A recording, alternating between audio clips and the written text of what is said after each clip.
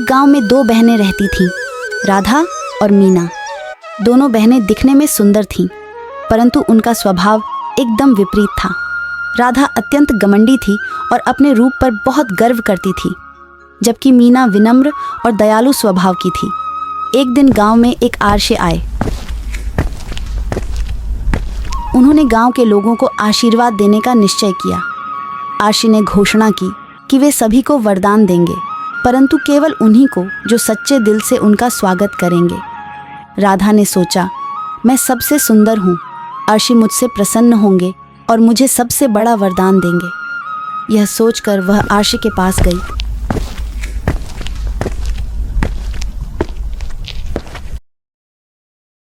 और गर्व से बोली, आरशे जी, मैं राधा हूँ, इस गांव की सबसे सुंदर लड़की।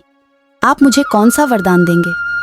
ऋषि ने राधा की ओर देखा और मुस्कुराते हुए कहा, सुंदरता तो क्षणिक होती है, परंतु विनम्रता और दया स्थायी होती है।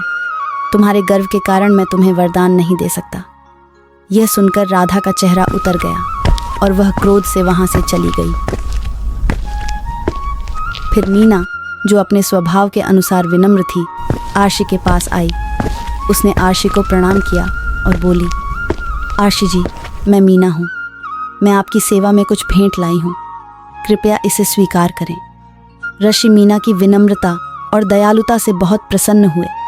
उन्होंने कहा, तुम्हारी विनम्रता और दया के कारण मैं तुम्हें एक विशेष वरदान दूंगा। तुम जो भी काम करोगी उसमें सफलता प्राप्त करोगी और तुम्हारी हर मनोकामना पूर्ण होगी। मीना ने ऋषि का आशीर्वाद ग्रहण किया और धन्यवाद दिया। वह अपने गांव लौट आई और अपने अच्छे कर्मों से गांव वालों की मदद करने लगी।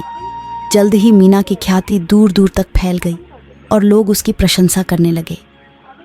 राधा ने जब देखा कि उसकी बहन मीना को इतना सम्मान और प्यार मिल रहा है, तो उसे अपनी गलती का एहसास हुआ।